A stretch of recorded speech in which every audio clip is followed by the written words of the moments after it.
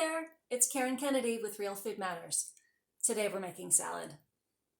I know, you're like, I know how to make a salad. I know you say you know how to make a salad, and you might, but I'm going to show you how I make a salad. And I want to tell you why I make it this way and why salads are such an important part of our diet at home, at my house. And I'll just give you that from the get-go. The reason I love salads, besides the fact that my mom loves salads and she made us a fresh salad every day of my life growing up, is that salads are sort of like the smoothie of dinner time.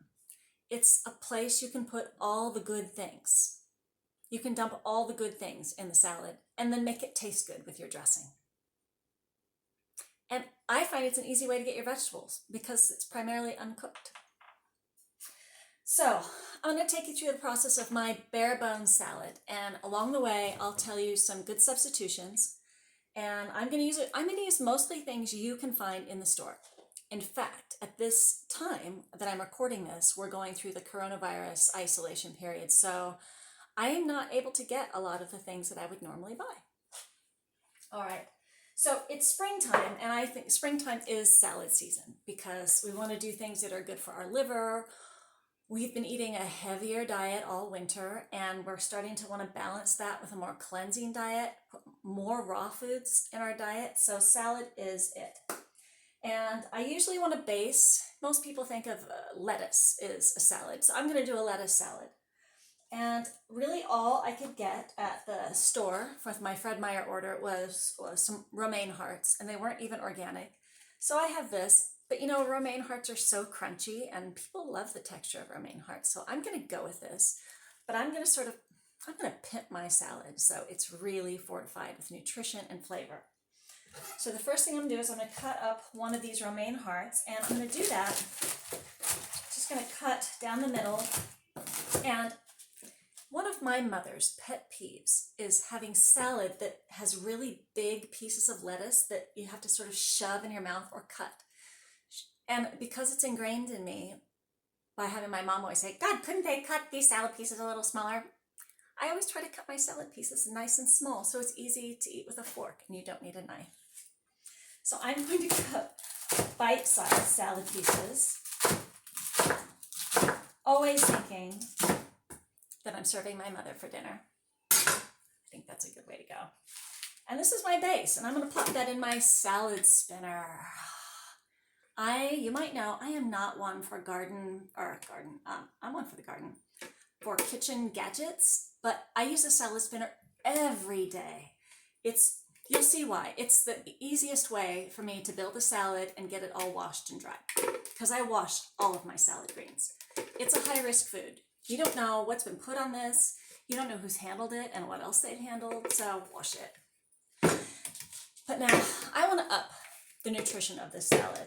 And so the way I'm going to do this today, because it's around the 1st of April, is I went and picked some weeds, because there's loads of stuff out there you can get. And one of the benefits of having a raw salad with lots of greens, especially leafy greens, are the nutrient benefits: potassium, magnesium, folate, vitamin C. Freshly picked leaves, weeds, are some of the best sources of those. Vitamin C, folate, what did I say? Magnesium and potassium. And those are all things we generally tend to be low on in our diets. And you're going to get it all in the salad every day. So what I have in here that I've picked is we have some bittercress. See the bittercress? My mom hates this weed. I went and picked it out of her garden last week or a couple weeks ago. So I have a bunch of this. This is so good for your liver and your detoxification system, but it is a little bitter, so I'm not going to use a lot. Most of what I have here is Miner's lettuce. I love Miner's lettuce, and it loves the late winter, early spring, the cold weather, and it's a weed. Last year it invaded my lavender hedge. It's at full understory now, and I kept it. This is so juicy and mild tasting, and my kids don't even know that I'm putting weeds in our salad. And trust me, they know when I put weeds in my salad. So I'm putting, see how much I'm adding? About equal amount of miner's lettuce and that romaine. So that's great because you know vitamin C follows freshness. I'm gonna get more vitamin C out of this little leaf or one dandelion leaf than, okay, I don't know exactly how much it is, but bang for buck, better than an orange that shipped from the grocery store from some tropical location. It's your fresh, uncooked greens that you pick and get into your mouth right away. Vitamin C. So I've got this, and I did this first because I'm going to fill this with water and I'm going to let it sit to crisp up. And then I'll do 2 more rinses of it. 3 rinses, and that does it. Just a minute. Okay.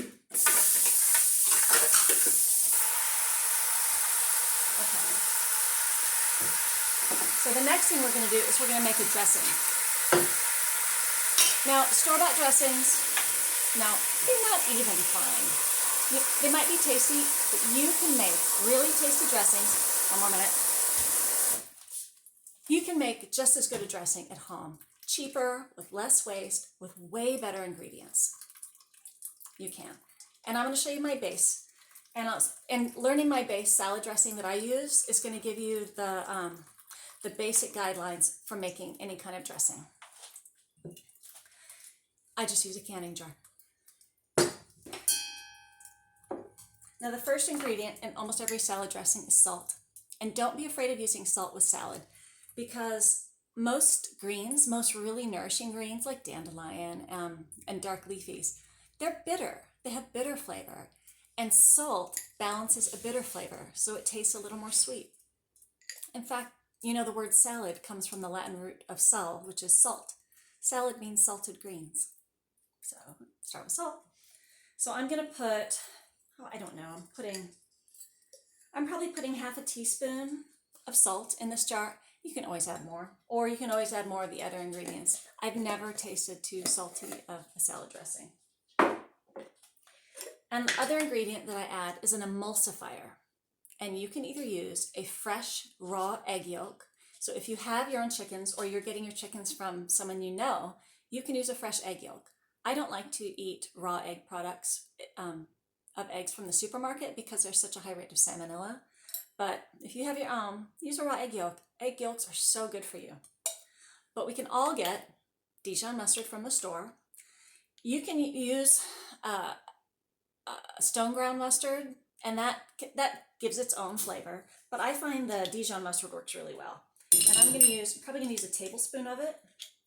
So not only will this be an emulsifier, which will hold the oil and the vinegar together and keep them from separating, which also keeps it from tasting super vinegary.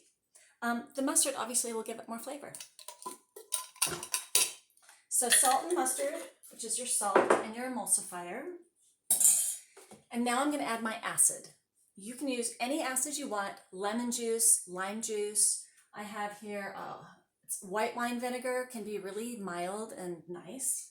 You can use apple cider vinegar, you can use rice vinegar, you know, any acid. I'm going to use a combination of balsamic vinegar and a red wine vinegar. And this is just, you know, plain red wine vinegar. And it's in a huge jug because I use a lot of salad dressing. I'm not measuring this, but you'll see how I do this. I'm just going to pour some vinegar in there. I don't know, that's probably a cup, maybe half a cup. And then I'm going to add balsamic vinegar. Why am I combining them? I like balsamic salad dressing. I just like the taste. But balsamic vinegar is expensive. It's more expensive than red wine vinegar. So I just use less of the balsamic vinegar and dilute it with red wine vinegar. Balsamic vinegar dressing 100% also is sometimes just a bit rich for me. There. Now, I'm going to shake up this salt and Dijon mustard and vinegar acid until I can see those Dijon mustard particles aren't really visible anymore. Okay. Now I'm going to add my oil. How much oil do you add? Well, it depends on what you like. Add at least as much oil as vinegar. So that would be a 1-to-1 ratio. I like something more of a 2-to-1 ratio, 2 parts oil to 1 part vinegar. I know, the fat! No, don't do that. Fat is good in a salad dressing. Also, remember, you can't absorb your fat-soluble nutrients unless you eat fat with them. So all that beta-carotene, all those great phytonutrients that are fat-soluble, not getting absorbed unless you have enough fat. So I'm just going to jug my olive oil in there. So it is to here. Can you see? You can't see. I'm just going to eyeball it and pour it in. And you can see the layers. There we go. You can see the layers start to form. And the oil's on top and the vinegar, the aqueous layers on the bottom. There. Got salad dressing. Emulsify. Brilliant. So easy. So you can find other salad dressing recipes. Like if you love the Olive Garden salad dressing that you can buy in the store, my mom loves that one. You know, look at the ingredients. Look at the ingredients and try to make it at home with the same ingredients. You buy anything at the store and it's made with cheap, highly processed oils, not good for you. You can use your good olive oil. They use fillers that you don't want to have in there, and then it's all that waste, bottles and stuff, and it's expensive. So make your own. Okay. Now, what are we going to put? What other good things are we going to put on our salad? It depends. I'm baking bread. It depends on what you have, and it depends on the season. In the summer when I have a garden, you know, I'm putting tomatoes and cucumbers and all sorts of things in there. But it's the winter time, it's the end of winter. Whoop, I need a knife. It's the end of winter, so what I have a lot of in the store and I can get is carrots, purple cabbage, because do you remember when I talked about this a couple months ago on my Facebook page? A microbiome-friendly diet has lots of brightly colored foods and fruits and vegetables. Because all the colors are, what are they? They're phenols. These are, oh, come on. Anyways, each of the different pigments is a chemical that your microbiome uses to do something really good and anti-inflammatory in your body. Can we just leave it at that today? So what I'm going to do with these is I'm going to grate them. So I have a box grater. And I'm not going to grate up this whole carrot because I'm going to make enough salad for like 4 people. And 3 people, because my daughter doesn't like salad, but she likes everything that goes in the salad except the dressing. So I always leave out little bits of it, and she just has a little plate of vegetables.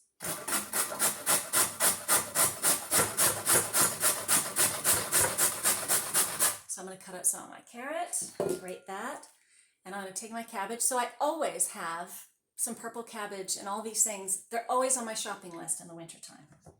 I'm going to turn this to the other side of the grater. And this is awkward.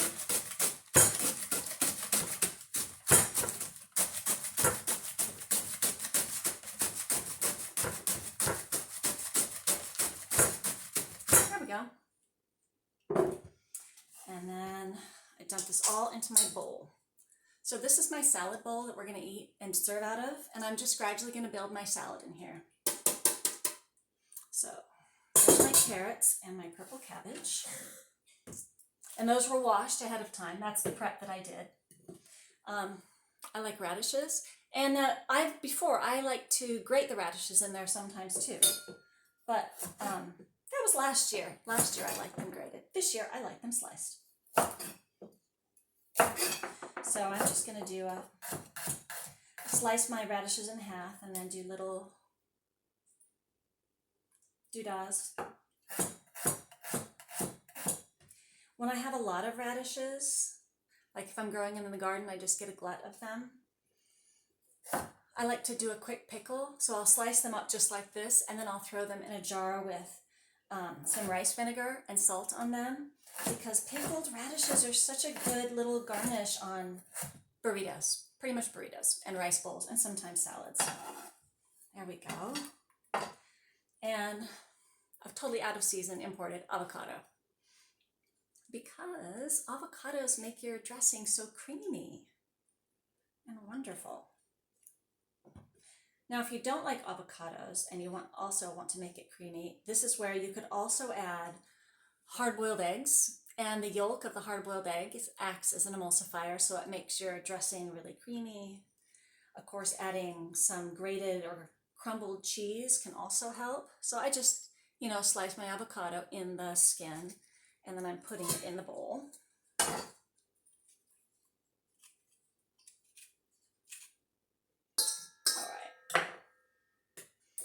Ooh, and finally, microgreens. So you can grow your own microgreens or buy them. And my friend Therese, just up the road, she owns Harvest of Peace microgreens. So I ordered them from her. I've been doing it all winter. And these are some nice greens. And she included edible flowers in them. And during the summertime, I'll always have borage flowers and nasturtium flowers. And I like to throw those in the salad because they're so pretty. So those are going to go in there too. So I've got a base of romaine lettuce, and that's soaking in the salad spinner, and I'll rinse that off and put that in here. I've added a bunch of really nutrient-dense weeds. I have miner's lettuce in there.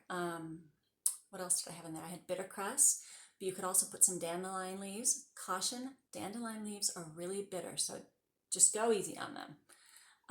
You can put chickweed in there, which grows like mad right now. So I'm going to have all those in there with lots of magnesium, lots of vitamin C, lots of potassium, lots of folate in those raw greens. And then I've got the brightly colored vegetables with the carrots and the purple cabbage and the radishes and all the nutrient-dense microgreens. Put that all in there, and then I'll add the dressing at the last minute because, as most of you know, that vinegar and salt is going to make your whole salad get really wilty, and that can be tasty. But you want to make your salad like it's 3:30 right now, and my salad is prepped and ready to go, which is going to make my evening so easy. But I'm going to wait until we're ready to sit down to add my salad dressing. And this salad dressing will last me at least a week, so I'm not going to have to repeat this process for quite a while. What else would you add to this? Well, if I was going to make a main dish salad, like let's say I don't want to make a big dinner, or it's in the middle of summer. It's super hot. I don't want to turn on the oven. I just want something light and nutritious for my dinner. So I'm going to make a main dish salad. I could put all these things in there. I could put some feta or mozzarella cheese in there, some hard-boiled egg. If I had some leftover grilled chicken, I could cut that up and put that in there. I could put tuna. I could put tuna fish in there. I could grill some tofu. Like you could maybe marinate your tofu in some ginger and tamari, and then pat it dry and fry it, and then cut up the cubes and put some cubed tofu in there. Yeah, so that would just give you the protein. So you'd have a really nice high protein salad, a nice light meal, which would be a good lunch or a late dinner, especially if it's hot out. Okay? This is something you could make every single night. And if you like it, I would encourage you to plan your shopping trips so that you have enough of these ingredients. And if you don't want to make any more decisions because you have decision-making fatigue, because it's real, just buy what I have and try it. Try it out and see if you like it. Make enough for 2 weeks, make enough salad dressing for 2 weeks, and see if you can work this into your weekly routine of making meals to add some extra nutrition to your diet. Okay? So that's salad and salad dressing. Thanks for watching.